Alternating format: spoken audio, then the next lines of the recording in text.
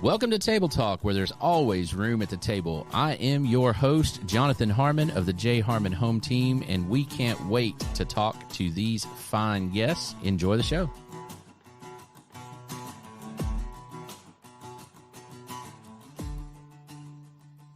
All right. Good morning, everybody. Welcome to Monday. Welcome to Table Talk, where there's always room at the table. I am your host, Jonathan Harmon of the J Harmon Home Team, and you got to love live. Live is my favorite. Always. You know, yeah, that's why we do live. You can't get more authentic than that, right? Exactly. So, things will always go wrong with technology. That's it. Always. So this is Table Talk. I'm sorry, this is not Table Talk. This is This Week in Real Estate. See, again, got to love live. So This Week in Real Estate, we get together once a week and just talk about stuff that's going on in real estate and all the things that we encounter. Hopefully it helps you on the other side to understand a little bit more about what happens. One of my favorite compliments to get is when a client says, wow, that was so easy. I should probably get into real estate. And I'm like, I made it look easy for you. Right. Yeah, Exactly. And so one of the ways that I make it look easy is with this lady sitting right here, Miss Kendall Gray of tell me the name. Tennessee Transactions. Tennessee Transactions. I almost said Tennessee Title, but that's a totally different thing altogether. Yep. Tennessee Transactions.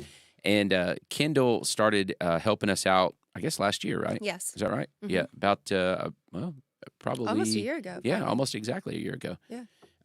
And so what Kendall does is she helps us with all of the stuff that, quite frankly, I have no desire to ever do, which is managing those pieces of paper, all the stuff that has to happen, all the stuff that has to be signed and put with the right hands just to get the transaction done. Right. So, we'll get together, we'll go look at houses, we will write the contract, we'll negotiate, we'll do all of that stuff. And then once we've got it all sewn up and we know exactly what's going on, we hand it all off to Kendall and she makes sure that everybody has the right stuff. Right. So it's pretty cool. It's a extremely valuable resource for us, and Kendall is very, very, very good at that. So Thank you. we're going to talk about that and all the other things that she does, including selling real estate. She is a licensed agent as well, so we'll talk about that. And we may even get to talk about movies just a little bit. Okay. Maybe. Hopefully. Okay. That's the goal. But before we do that, we do want to hear from our friend Brian Nail over at Premise Mortgage. He is a proud supporter of all things Spread the Positive, and we just want to hear a little bit from him.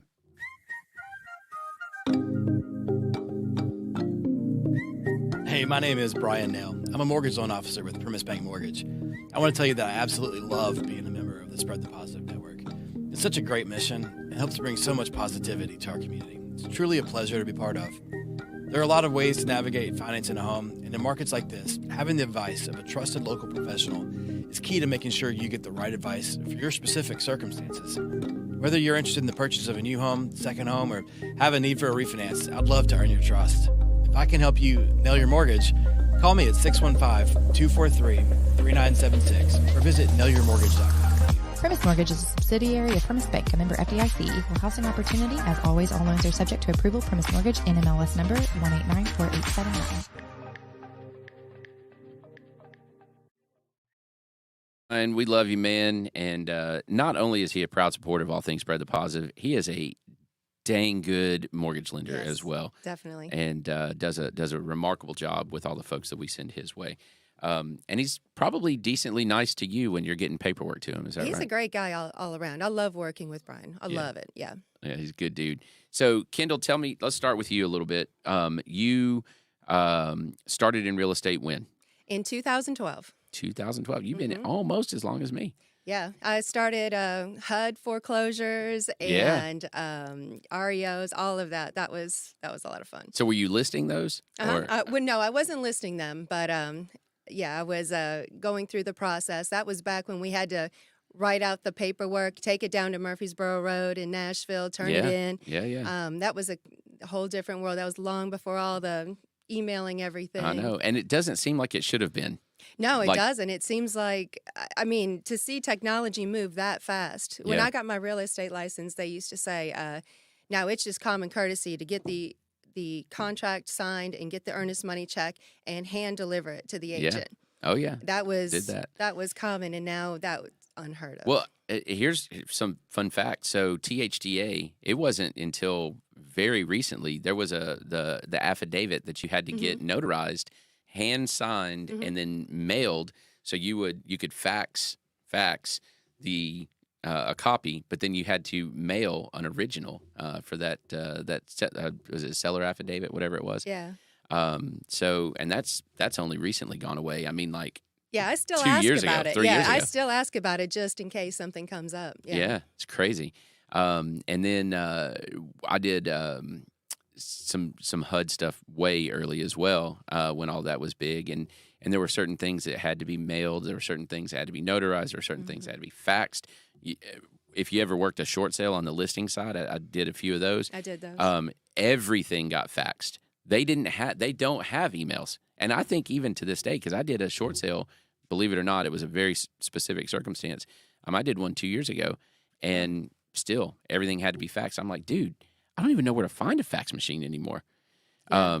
So I ended up the FedEx office has one, so you can go and pay. I don't remember now what it was, $15 or $3. Yeah, it's like 15 cents a page or Oh. 20 cents a page or something to fax it. Problem being, it's like 55 pages long, all the paperwork that you Yeah. fill out. And I'm like, it would actually be cheaper and easier for me to mail this to you. Yeah. Just telling you. And it would take it. The couple that I did, one took a year, Yeah. and then the pre-approval would expire. We'd have to get Yeah. that. The appraisal would expire. Yeah, the rate termite locks. letter would Yeah. expire, and we'd have to redo these several times. Mm-hmm. And the phone would just ring and ring and ring, and no one would answer it. It was a very frustrating And process. every time you called, you give them the case number. Oh, that's been reassigned to, Yep. and that's been moved over to, and oh, this company went out of business, and so now it's in a different, whole other bank. Yes. I had to wait on one they had to transfer the file. And what I didn't realize until I dug a little deeper, they were literally, like, physically transferring the files. So picture boxes and boxes times, whatever, 10,000 files, like transferring the file, not electronically, not migrating it over, but picking up a box and moving it from this building to this building. Wow. And I mean, that was Yeah, it's just so 8 years ago. inefficient. Yeah.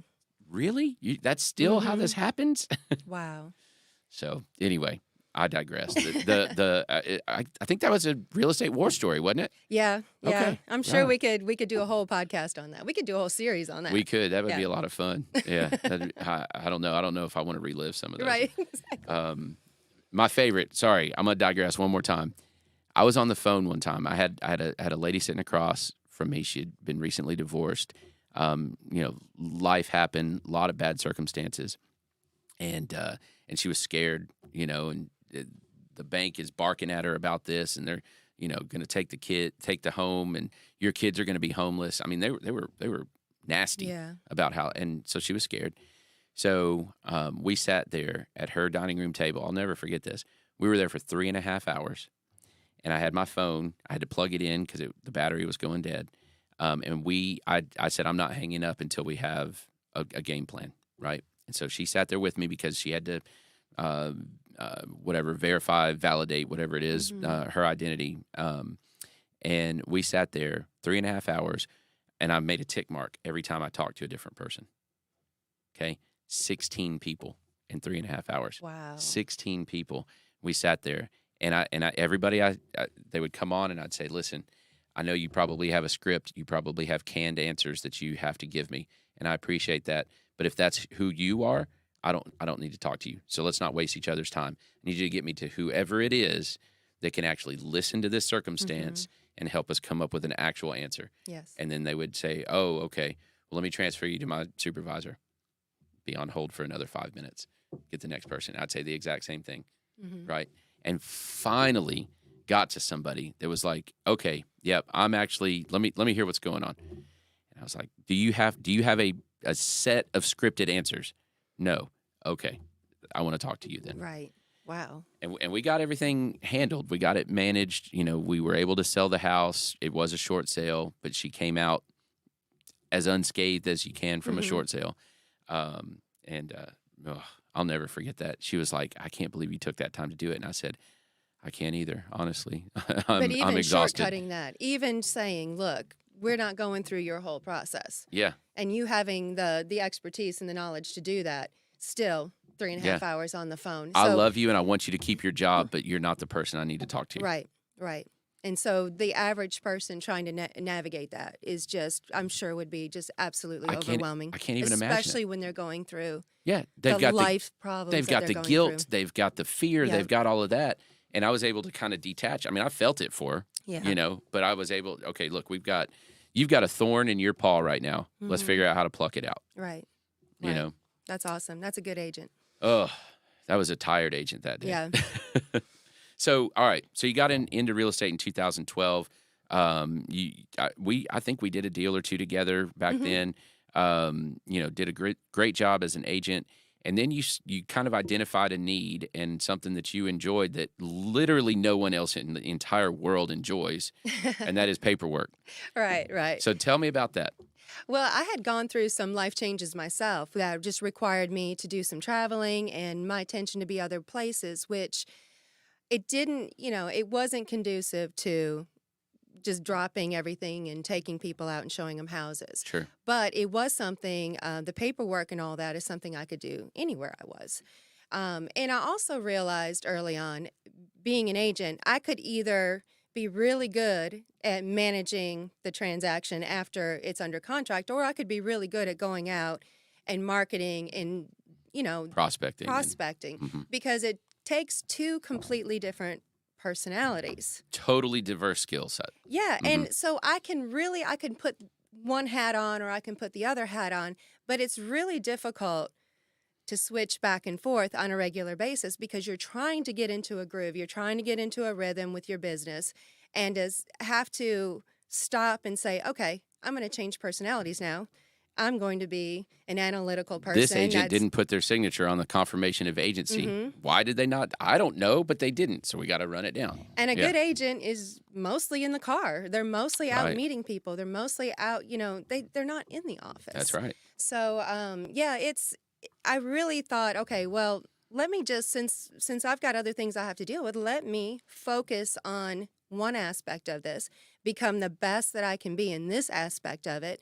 And I found that actually really inspired me. I was up till 3 o'clock in the morning, organizing my systems because I had to, work during the day. That sounds miserable. I'm just saying. I know, but I think when you have the bigger vision, vision of, hey, I'm going to create a business, I'm going to build something, then even the menial tasks kind of get exciting because there's some bigger goal that you've got in mind. It's the creation process. Yeah, it's creation. It's still creative.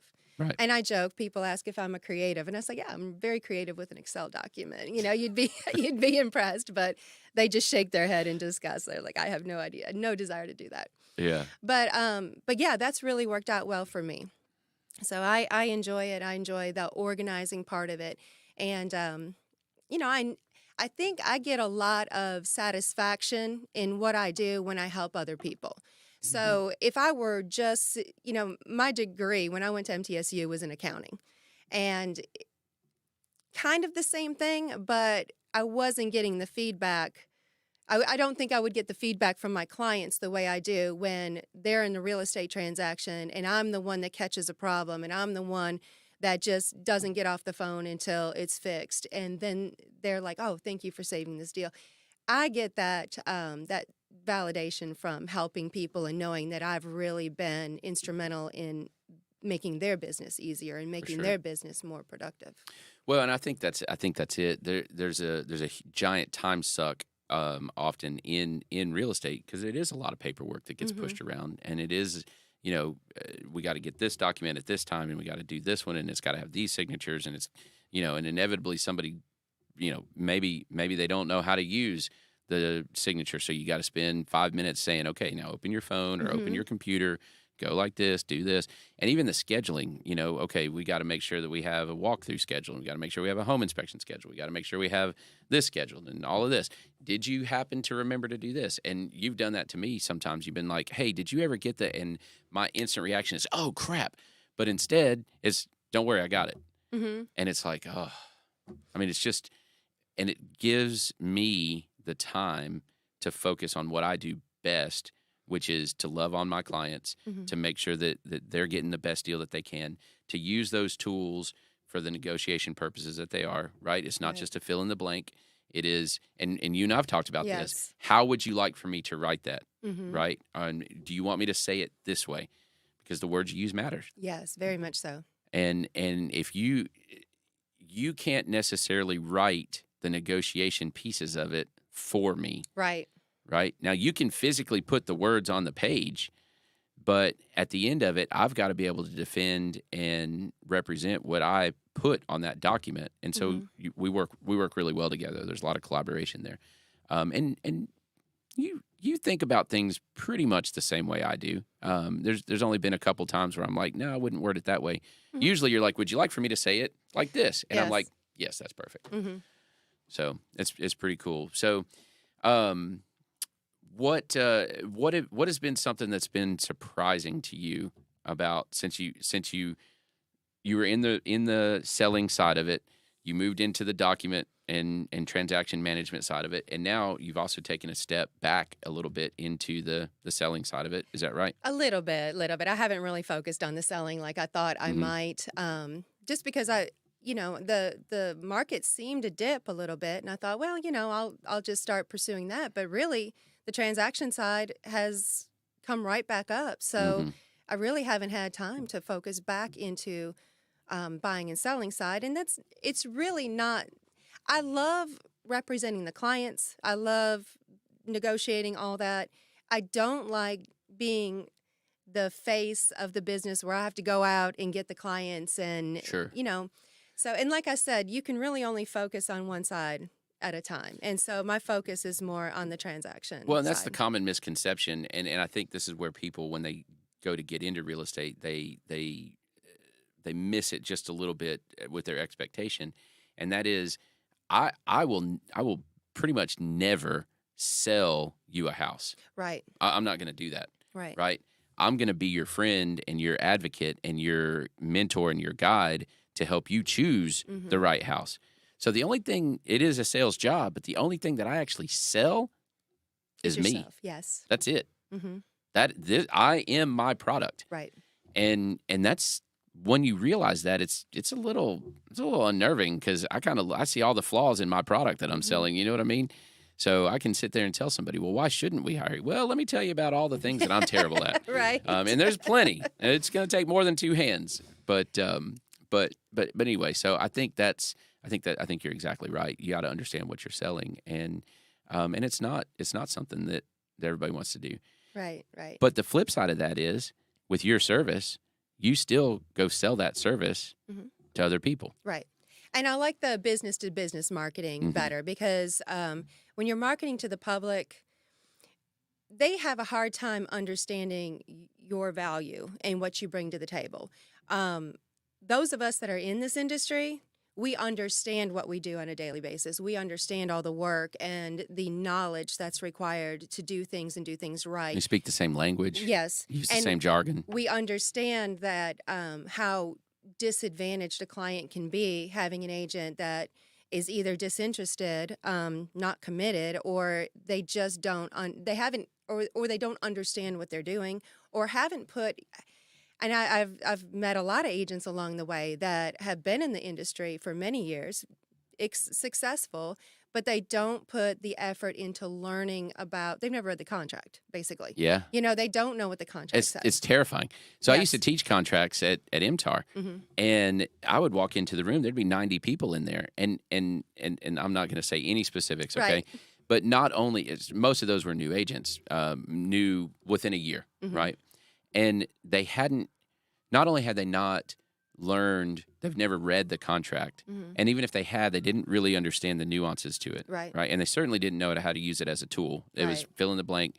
At some point, somebody said, oh, in this blank, you put this. Well, sometimes you don't. Right. Sometimes you change this word just a little bit to get it to work exactly like you want it to.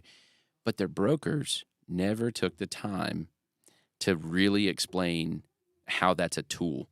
Right. And how to use it. I can use a hammer, right? But if you look at a hammer, there's about 15 different things that hammer is specifically designed for. Well, there's like 100 different things that hammer can actually do. Right. right? Mhm. So is it a hammer and you can drive a nail with it? Yes.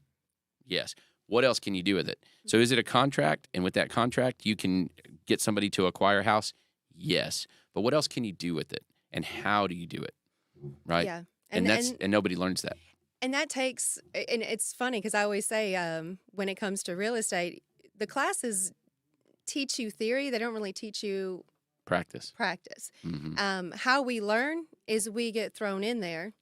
And you get beat up a couple times. And you get beat up. Yeah, I've gone into situations where, early on, I sent a listing agent an inspection report, and I got chewed out for it. And I said, "Oh, well, guess you're not supposed to do that." And things like that. You get yelled at for it, and you have to have the humility to call another agent and say, "Hey, I'm in this situation. What am I supposed to do in this situation? How do I handle this situation?" And that requires picking up the phone and asking somebody and being in communication with other agents and being some sort of network with other agents, because you can't just do it on your own. I mean, you can, but you're really putting your clients at a disadvantage. That's the key. By doing that. You're not representing them. Because, like you said, yeah, I can fill out a contract with the standard language, but I can also fill out a contract that I've called the listing agent and I say, what is the seller looking for? How can I construct this in a way that's good for my buyer still, but is going to make my client's offer more competitive than all the others? And there's there's thousands of tricks to that. There really is. And so often I have won multiple offer situations with no monetary concessions. Do you know what I mean? Yeah. Like, we don't give any ground up on the money side of things. So it's not just about throwing more money at the problem. Right? It's about asking the right questions, understanding how to accomplish what both parties want to accomplish. Maybe that buyer doesn't need possession for 3 months. Right. Well, and maybe that seller really does. Well, how do we make that work where it's mutually beneficial and it costs nothing? Right? Yep. There's always ways to do it. You just got to know that body of information even exists. Yeah. And the first thing an agent needs to do is pick up the phone. That's a good start. And agents... And the other agent has to answer the daggum phone, though. That's the problem. Has to answer the phone, yes. And, but that communication and the texting back and forth, and I've even had agents show me their text messages. They're like, look, this person's getting really angry on this text message. I was like, oh, my gosh, stop texting them. Pick up the phone and call them, and because they're assigning you a voice, and you have no idea what kind of context they're hearing your text message in. Yeah, and it's escalating through text message. This is pick up the phone. Don't continue the text message, because you're going to get a different energy when you pick up the phone, and you're going to be able to convey a different energy. That's right. When you pick up the phone, say, "Look, I'm being technical here." And I'm telling you what you can. But I'm not being short with you. But I'm being compassionate as well, and I'm trying to guide you as a teacher and as your advocate through this process. Oh, you're exactly right. Spot on. So, all right. So, transaction management, all of that kind of stuff. That's the day job, and that frees up time for the fun stuff. Yes. Right. Yes. So, see, I don't know if you guys caught that, but she instantly, whoop, big old smile come up.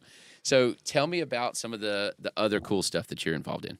Well, I ended up dating a writer, director, videographer, and who's now a local filmmaker.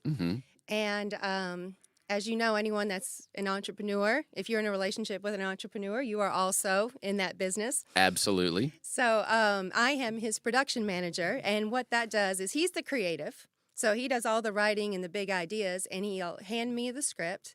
And I do what I do best, and I'll break it down into an Excel document, and I'll call all the people. I'll get the cast, the crew, the locations, the deploy the resources. Yes, right? I get all the contracts signed, all of that, or I get a team together that does some of those things for me, depending on the budget, which is not always a lot.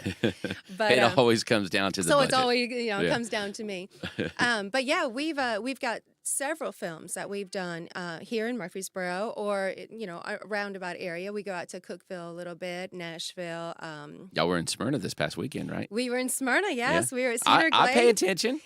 We were at Cedar Glade last weekend, filming a karaoke scene there, or singer-songwriter there. Shouts to Izzy Grace, right? Izzy Grace, yeah, she was amazing. She was She was good. amazing. Yeah, she was She played the good. same song like 600 times. Yeah. Well, a snippet of a song like 600 times. I was like, I love you, but God, can we please be done with that part? Well, that's the part that people don't understand is you've got maybe a 30-second scene. Well, Yeah. that can take us 4, 5, 6 hours Yeah. to film because we've got to get every angle. We've got to get all the the dialogue. Then we have to get that background noise like the singing. Yeah. And but yeah, it's a lot of fun though because again, it's a creative process. You have a finished product at the end. And I enjoy, again, the same thing I do with transaction coordinating, where I take someone's vision and I turn it into a final product. Yeah. And there's a satisfaction to that I really love. And we actually just wrapped yesterday. Last Done. night at about 11:30, we wrapped. That's awesome. Well, and it's what's cool to me about it is, and I could see it on Ricky's face, right? Mm-hmm. Like the whole time he's in there. So I was there for the whole shoot at Cedar Glade, and just watching. He came in, and you could see him taking the space in, figuring it out, and like when I say this, it's going to sound kind of cheesy, but I could see like the wheels turning. Mm-hmm. I could see him going, okay, over here, and then this is going to go over here, and then but for someone to be able to, and this is where you come in as well, but for someone to sit down and have this overall picture in their head of what it's supposed to look like, right? What the finished product's supposed to look like. And then to take an hour and a half, 2-hour movie, whatever it is, and break it into all of its, and when I say parts, I don't mean like, 2-minute vignette. I'm talking 15-second by Yes. 15-second. Mm-hmm. And it is amazing to me that organization, that breaking it all down and then pulling the pieces together. I can't even imagine how many hours of video you guys have to end up with an hour and a half to 2-hour movie. Right. I mean, it's got to be thousands of hours. Yes. It's a lot of editing. And that's why the editing takes so much longer than just the shooting because most of the time we have 2 cameras going. Yeah. And then it's just hours. I think and there was hours of 3 footage. at one point. Yeah, there may in have been Cedar 3. Glade. Yeah. So but yeah, that's not to divert, but that's Ricky's genius. Yeah. Is I'm really good with the spreadsheet because I want to see all the pieces and how they fit together that way.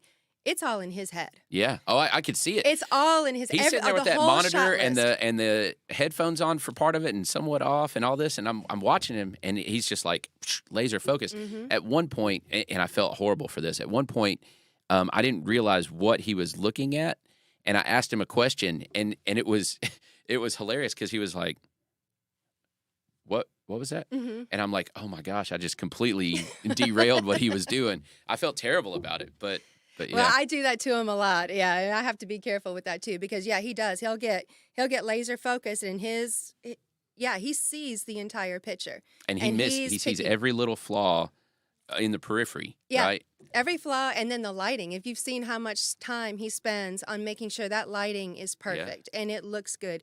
And you're looking around and you don't really feel like the lighting is all that spectacular, but then you look through the lens of the camera and you're like, "Oh my gosh. Well, you told me to do that. That is Yeah. stunning." I mean, 'Cause we turned- those shots were stunning. We turned the lights off, and he brought his other lights up, and I was like, "Oh, this looks better."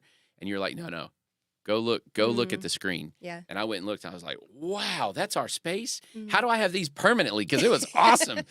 Yeah, it was very cool. But yeah, we have a good time with that. But yeah, he just to I guess just What's the name of the film? well, this film is called Eating Me Up. Okay. So this was based on I don't want to say based, but Ricky interviewed a woman who had an eating disorder.